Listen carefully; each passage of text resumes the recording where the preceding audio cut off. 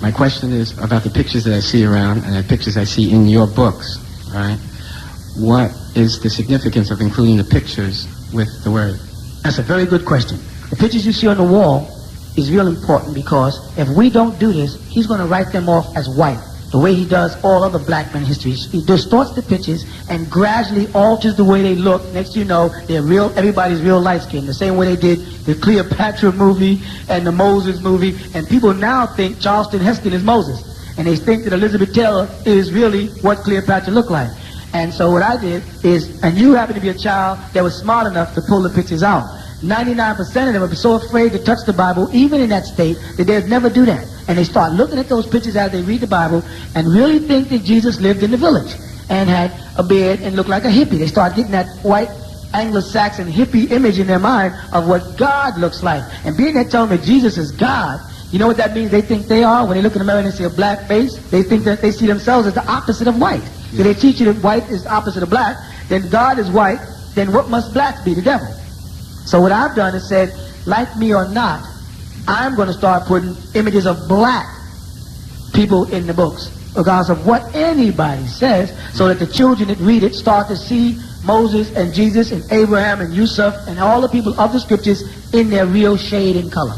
The men on the wall are put there so people can remember these great men of our history.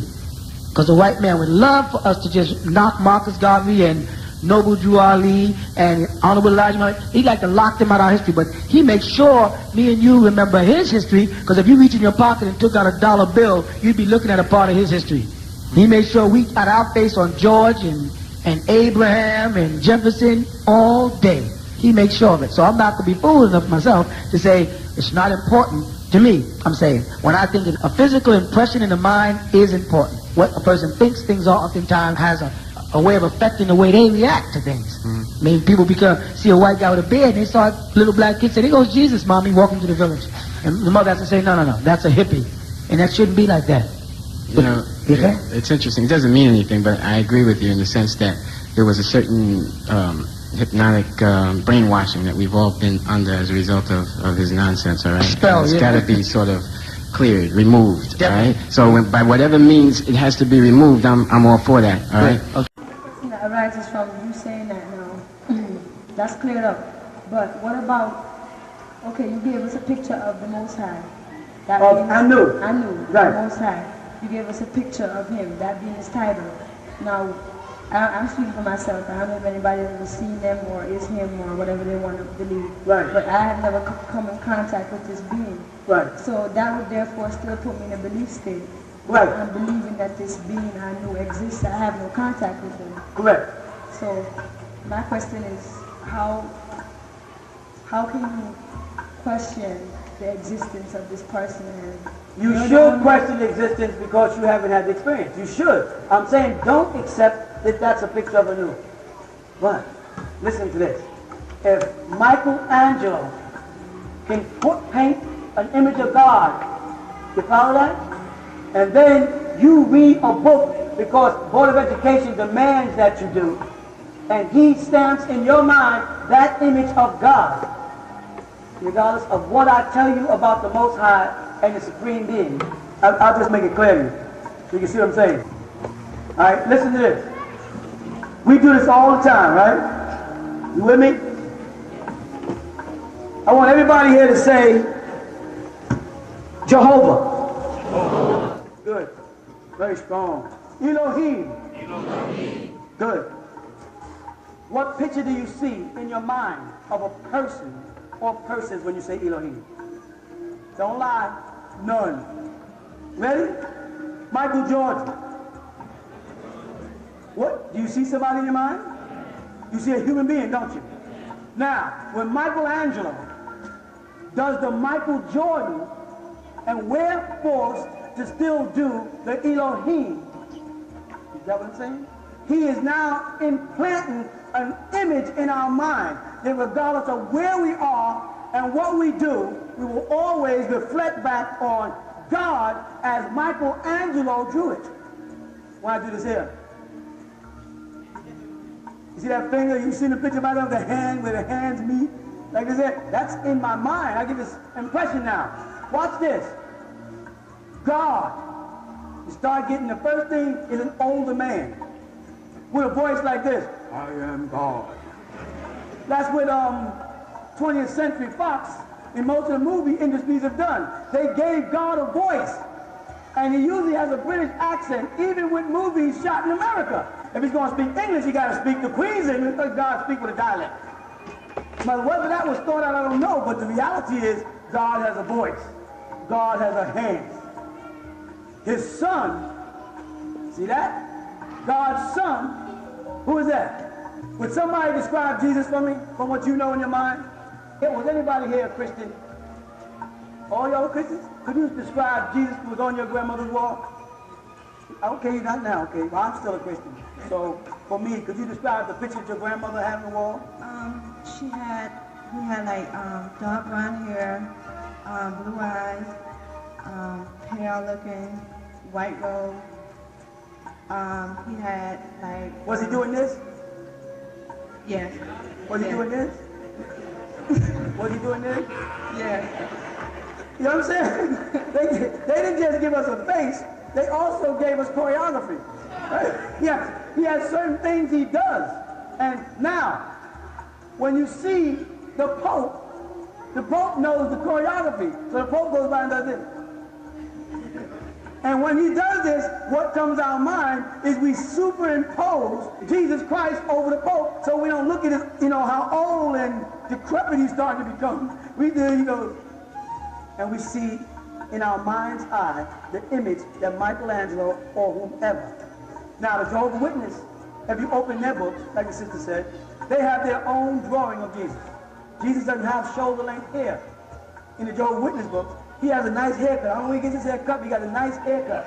He has a Midian, it's called a Midian trim according to Torah. When you wear your beard like this, a slight mustache, that's a specific beard. It represents a specific culture. So it's called a Midian trim as opposed to the big beard. Jesus wears a Midian trim. So Jesus, according to Jehovah's Witnesses, goes to a barber. Somebody cuts Jesus' hair. Scissors can cut God's hair. You get the drift? God is infallible, but scissors can cut his hair. Did Jesus have to cut his nails in the 33 years he lived? Did Jesus sit down and eat? What's one of the things Jesus ate? What's that? What else? When he got to the upper room, he said, I want some meat. Jesus ate some animal that he created. Jesus had a lamb, piece of lamb. Let's say curry. Let's say Jamaica. He had a curry lamb. You see what they've done? First they give you this God supreme being complex, and then they slowly but surely give you what they call anthropomorphism, where they lay things over it, and it slowly but surely says God has a hand. God is watching you in God's heart. God spoke through his lips, the face of God. God listened, the hip of God. Moses saw the back of God as Moses was coming up to Mount Sinai. God was turning the corner, it says in the Bible, he saw the backside of God. God had a rump. You understand what I'm saying? After they've given us this supreme being thing, then they slowly but surely take it apart in our minds. So we're confused. So if I'm a Baptist, I got a concept of God as a Baptist.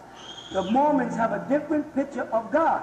And what the Mormons do, while they're putting God up there, they're also putting Joseph Smith. While they're putting God there, they got Joseph Smith holding the book doing his hair too. In their church. And his book is the Book of the Latter-day Saints, the Mormon Bible. So they give you the Bible, and then they pull you in with that Bible, and as they're getting you in, they're doing this. And then they The Muslims do the same thing. The Muslims lure you with the Quran, and as you're coming close, this hadith is coming like this. And when you get there, you're going to learn. The Quran goes in the box, and next thing everything is about hadith this, sunnah this, Muhammad did this. The importance, sister, of having faces. People say, why do you draw Abraham? I draw everybody who I see. You say, how do I know you see them? You don't, so don't believe me. Right? You don't. Now, Abraham. Did you get a picture? Isaac, did you get a picture? Moses, did you get a picture? Muhammad, did you get a picture? I'm Michelangelo now, how does it feel? You know what I'm saying? How does it feel to do that to people? for you to take it upon yourself to personify God and angels, because there are angels all over the Catholic Church with wings like this. You know, to personify God, give him characteristics, and nobody questions it. And if I do it, you come to me and say, how you know Abraham looked like that? I want to say, excuse me, did you go to church and ask them how they know Jesus looked like that? Well, when I do it as a question, everybody else, the Muslims had a fit when I did a picture of Muhammad. They were like, oh my God, Allah Akbar, boom, boom, boom. That nigga was bugging. And I was like, so I was supposed to wait until y'all draw an Arab version of Muhammad, and then I got to teach my son, that's Muhammad. But I'm supposed to wait for you to do that. And no. If I insult you, I'm sorry. No, I ain't doing that. Image is important. It's important for character building. And damn it, if I live in America for 400 years and don't none of the images with any good character reflect me, how the hell do you expect my kids to improve? How do you expect them to start feeling good about themselves when all the characters reflected about me is bad? Even Michael Jordan, with all he did, there's still this hidden thing about his father's death. Right? Even Kareem Abdul-Jabbar, staying in basketball for a minute, with all he did, there's still that thing about the Washington Hamas group that he belonged to that held Washington under. Sammy Davis Jr. had an affair, but they had to destroy his character. You understand? They had to destroy George Washington's character. They had to say, oh, George Washington had wooden teeth, traded slaves for liquor, he was an alcoholic. What's this crap with destroying characters? You know what it does? It leaves room to place in divinity of my choice. Whoever's controlling. You follow that? Here's some good ones for you. Mickey Mouse. How many people know what Mickey Mouse looks like? If you are under 35 years old, you don't know what Mickey Mouse looks like. You know the new Mickey Mouse. When we was kids, there was a different Mickey Mouse. The one that got Disney World is not Mickey Mouse. That's a new guy. Who knows Betty Boop? Tell me about Popeye. The one they put in the movie is not the original Popeye and Olive Oil and Pluto. And who was the one who said, for a burger today, I'll gladly pay you tomorrow? Look what they did to Mr. Magoo. They've taken Mr. Magoo from a cartoon character and made him a person. Now when I say Mr. Magoo, I no longer see the cartoon. When I say Betty Boop, I know. When I say Popeye, when I say Batman, when I say Superman, I see Christopher Reeve. And there's something wrong with that. There's something wrong with taking the primordial, the images of the people that only look like one race of people. That's wrong. In a world where there's so much racial tension, that's wrong, and it's not even logical, because it breeds danger. No, the first Barts had afros, because Bart Simpson was invented by a Negro. Did y'all know that? Yeah. And then he was brought out. Why? Why was it necessary to change him? Why couldn't he just leave the character? But I miss Michael Jackson. He cut off his nose. Minnie Riperton. Richard Pryor. Drugs. Go ahead, Bill Cosby, his son. Nat King Cole died because he came down south. He had throat cancer. Came out one of my favorite artists. Came out the hospital because they wanted him to do a show down south. And when he got on the stage, Klan members threw bottles at him, knocked him unconscious. He went back in the hospital, and the doctor said, I get this, he could get his state. He could have lived, but he was heartbroken and didn't want to live. Go check the story. He touched a very sensitive one there. He killed himself. That's how hurt he was. Do you know that people down south didn't like Elvis Presley? Did you know that? Elvis Presley was a nigger. He moved too much, they said, too much hip acting, too much of this stuff. And they did not like him until he was dead. That's another thing. They eulogize you when you're dead. Talk about all the good things you did. and how nice you were when even President Kennedy, after he was dead, oh, he was having an affair with Marilyn Monroe. He was hanged up with his brother Bobby was involved with the mafia. Marcus Garvey. What did they do to him? Does anybody know what they did to Marcus Garvey? Huh? They murdered him. Why? What's the image? Are you guys, when you'll have your first child, are you going to put Marcus Garvey's picture up on the wall and tell your kids, this is Marcus Garvey, he's a great man? Huh? Are you going to put Haile Selassie up on the wall? Why not? He's the Lion of Judah. Yes, it does. You're Jamaican. You see how we think? You see what I just did? That was it right there. We think all Jamaicans are Rastafarians, all Jamaicans acknowledge that like that's part of I know it's not true. But the bottom line is that's what we believe, because that's what's been taught to us. In fact, when we see a black person who says they're a Muslim, the first thing that comes to our mind is, are you a black Muslim? If someone knocks on your door on Sunday morning with a suit on and say, no, I ain't sitting in Jehovah's Witness. I'm not a Jehovah's, I'm your uncle. What have they done to our minds? You've got to go into why it's important to become Michelangelo in his day and time. For everybody to rid this subliminal seduction.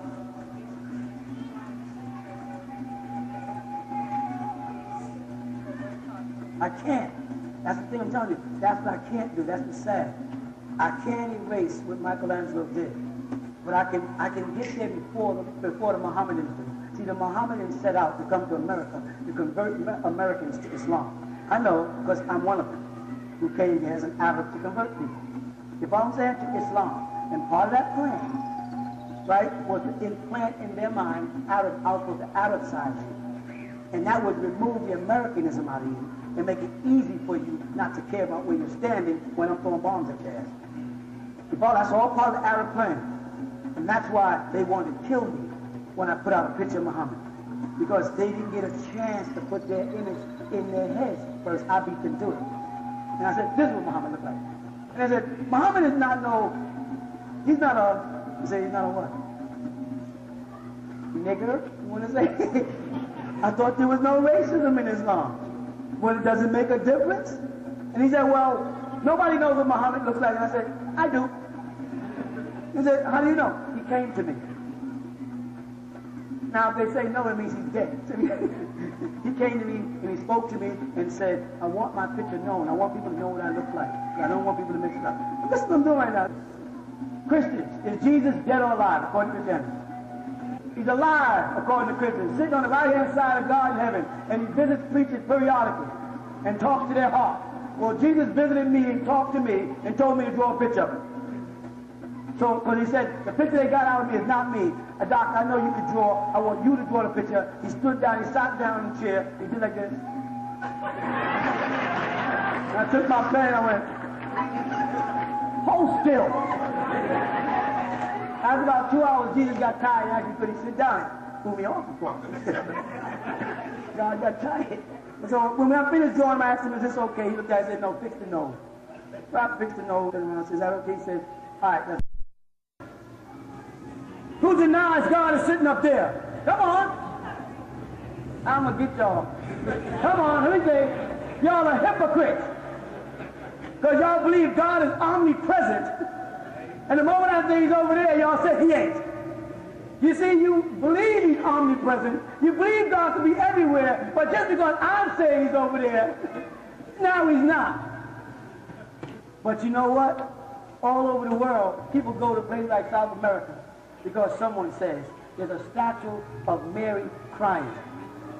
And people pack up their bags and run to South America and look and see condensation and fall down and start praying because they feel that God's mother, who didn't believe in him, had confined herself to the one statue in this one town, this one village, and they sit out there and have candles and go, Jesus, love. Jesus ain't here. Mary's here, not Jesus. They read about it, and they really believe that something took place there. Now, I say, God's up on that thing up there. He waved to me. Y'all didn't see him wave? You know why y'all didn't see him wave? I'm going to tell you why. Because y'all don't have him in your heart. See? Here's the game. See, in order for you to have seen him wave, you would have to have been saved. You would have to have had him in you. See, he would have had to have been down inside your heart. He would have had to move around you and up inside you.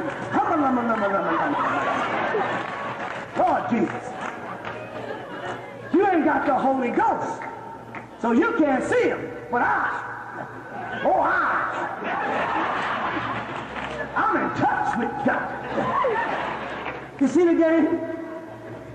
And we can't get under it beating ourselves up. We got to get from under that crap. God is sitting up there. Hey, he's sitting right up there. That's it. Do you see him? Is he there? Where isn't he? Where isn't God? Then God is up there. And God is here and there and there and there and there and there and there. That's where God is at. So there's no place where God isn't. The people that bother me are the people that are trying to put God someplace. Our Father, who art in heaven. God can't fit inside heaven. God has a throne. God don't have a seat. Well, that's a metaphor towards heaven. God can't be in heaven. God can't be in and be God. You understand that? And that is a subliminal attack on your conscious and your subconscious that makes you misinterpret God as a being that exists. The love force, the harmony, the beauty, the concern, that's God. Now, where is God? The question should be, where isn't God? Not where is God, because God can't be any place. God can't be any person. God can't be anything. But God can be. You follow that? And all of us are in God. Now, is God in us? Only if we are in God. Otherwise, to separate him, take a portion of stuff that's inside here, is putting him in a person, place, and a thing. That's what they don't want us to grasp. They want to give us the supreme being concept, and when we start to question it, make it his son, so we can have a focal point. And then that son is an image they want to put in our mind, and then that relates to the people that look like the image. And it's all over. You follow? If I come along and say Jesus is black, I'm a racist. That's the wrong thing to say. That's the wrong thing to do. Now let me answer the question. Are these the faces of the real people? Yes. Yes. That's it. Now, when you ask me, how can I prove it? I can't. I don't have to. You understand? The burden of proof is on you to bring me their real faces if that's not them. See, I beat you to the punch. You follow what I'm saying? I don't have to prove that that's not Abraham. You have to bring me the picture of Abraham and then show me, and then tell me, I'm going to ask you, no, this is Abraham. You're going to say, no, this is Abraham. No, this is Abraham. This is Abraham. This is Abraham. That's it. See, that's what happened with the Mormon, the Jehovah's Witness, and the Baptists. They all got a different Jesus. Will the real Jesus please stand up? So all of y'all, you have to get rid of all their images. And the only way to make people get rid of all the images is to come out with images that they don't like to see. See, as long as you're doing it to me, it's cool. But when I do it back to you, how does it feel? You know what I'm saying? When I say, no, Columbus didn't discover America, Rodney did. Who's Rodney? See, Rodney sailed before Columbus. He came from Africa. He sailed around this way. It was Rodney and Fufu and who else? And Mustafa, yeah, and Mustafa. They came here first. They were here. When Columbus came, they were the ones that said, how you doing, Columbus? Prove it's not true. You understand? The burden of proof. People will have to, what? What will they have to do? They'll have to start presenting the facts when you put them before it. If you don't ever put anything up, they'll tell us any damn thing. But when you start saying, prove it, prove Jesus existed, prove it. What have you found out, Nuwapians? When you ask people to prove that a man named Jesus existed, give me proof. What have they done? They can't prove it. Say, show me something that the rabbis from any other village, anybody around Jerusalem, anything, anywhere where anybody can prove it. They can't do it. And they get mad at you. Because they never were asked questions like this before. That's what Daniel said in Daniel 7. In the end time, knowledge will become abundant. So wisdom is going to come out of the mouth of babes. Forget the Pharisees and the reverends and the smart ass. It's going to be the meek that shall dumb found. Are you Melchizedek? Yes, I am. You are the angel Michael. Yes, I am. I spoke with an angel today. So what? All of you are angels who have fallen from grace. Remember, and we are only sent to testify unto you about the coming of the Messiah, and those who listen and accept him into their lives, they will be transformed back into an angelic state again. All of you are angels, and all of you are sons of God who have fallen from grace. Our job is merely to prepare you, to dress you up like a bride, and prepare you for a groom for the great wedding, what they call Crystal City, will descend out of heaven in New Jerusalem, and you will enter back in the presence of the Heavenly Father, and therein cry no more, suffer no more, feel no more hunger. All the attributes that the devil has subject you to on earth will be removed from you when you enter back into the sacred city. All of you are angels. So when you say I'm speaking to an angel, so have I. This happened to John when tutoring him through the books of Revelations, and he decided to fall and prostrate and was told, get up, because I am your fellow servant. You understand? Yes. In Islam, is there a marriage ceremony, or are people just married if they are? No, there's a very strict marriage ceremony in Islam, a nikah.